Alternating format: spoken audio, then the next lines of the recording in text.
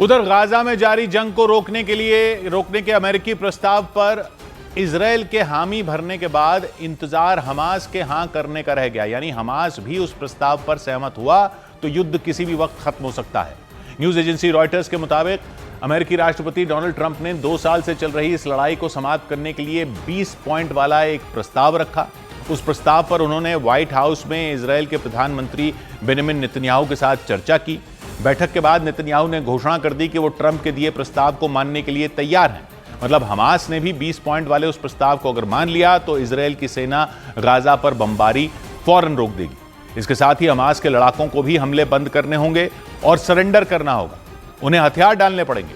यही नहीं, 72 घंटे के अंदर हमास को सभी इजरायली बंधक छोड़ने होंगे, जो जिंदा हैं उन्हें भी और जिनकी मौत हो चुकी है उन्हें भी। प्रस्ताव के मुताबिक ऐसा हुआ तो गाजा में घुसी इजरायल की सेना धीरे धीरे वहां से लौट जाएगी।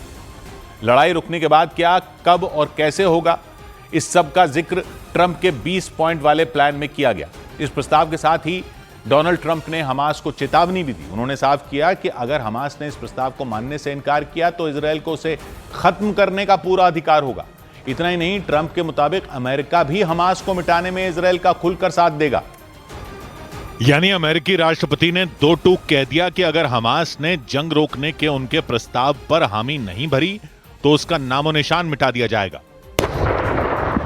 ट्रंप और नेतन्याहू के बीच व्हाइट हाउस में बैठक हुई।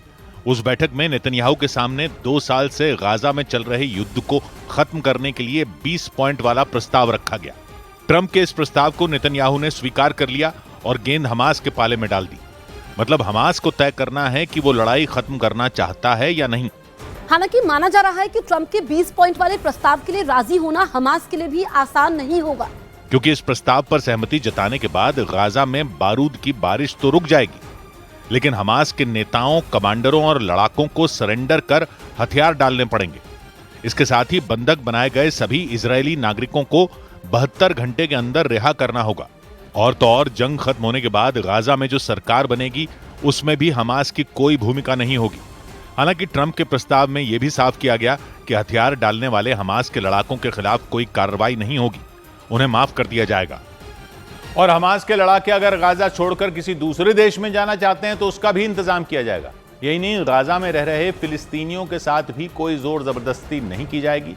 वो गाजा में रहना चाहें या छोड़ना चाहें, ये उनकी मर्जी होगी। लेकिन ये सब तब होगा जब हमास ट्रंप के 20 पॉइंट वाले प्रस्ताव को मान लेगा। इस प्रस्ताव पर बात बनते ही इजरायल न सिर्फ हमले रोक देगा बल्कि उसके सैनिक भी गाजा से निकलना शुरू हो जाएंगे। हमास बंधकों को आजाद करेगा तो उसके बदले में इजरायल भी अपनी जेलों में बंद फिलिस्तीनी कैदियों को रिहा करना शुरू कर देगा। रॉयटर्स के मुताबिक जिन कैदियों को छोड़ा जाएगा उनमें 250 कैदी उम्र कैद की सजा काट रहे हैं। ट्रंप के प्रस्ताव का भारत समेत कई देशों ने स्वागत किया। प्रधानमंत्री नरेंद्र मोदी ने सोशल मीडिया पर पोस्ट कर लिखा कि समझौता होने से इजरायल और फिलिस्तीनी नहीं बल्कि पूरे पश्चिम एशिया के लिए शांति, सुरक्षा और विकास का नया रास्ता निकल सकता है। भारत के अलावा फ्रांस समेत यूरोप के कई देशों और अरब देशों ने भी शांति के प्रस्ताव का समर्थन किया। लेकिन इस बीच सबसे बड़ा सवाल यह कि युद्ध खत्म होने के बाद गाजा की बागडोर कौन संभालेगा, क्योंकि ट्रंप के प्रस्ताव में इतना तो साफ कर दिया गया कि हमास को सरकार में जगह नहीं दी जाएगी, इजरायल को भी गाजा से हटना होगा। हालांकि ट्रंप के प्रस्ताव में इस बात का भी जिक्र मिला कि गाजा की बागडोर किसके हाथ जाएगी। प्रस्ताव के मुताबिक गाजा की सत्ता वेस्ट बैंक में फिलिस्तीनियों का नेतृत्व करने वाली पैलेस्टीनियन अथॉरिटी को मिल सकती है, लेकिन इसके लिए उसे कई जरूरी सुधार करने होंगे। तब तक गाजा को चलाने के लिए एक कमेटी बनाई जाएगी। रॉयटर्स के मुताबिक उस कमेटी में कुछ फिलिस्तीनी और कुछ अंतर्राष्ट्रीय विशेषज्ञ शामिल रहेंगे। वो कमेटी 2 साल की जंग में खंडहर हो चुके गाजा को पटरी पर लाने का काम करेगी। इस कमेटी की निगरानी के लिए एक अस्थायी बोर्ड बनाया जाएगा। प्रस्ताव में इस बोर्ड को बोर्ड ऑफ पीस नाम दिया गया। इसके अध्यक्ष डोनाल्ड ट्रंप खुद होंगे।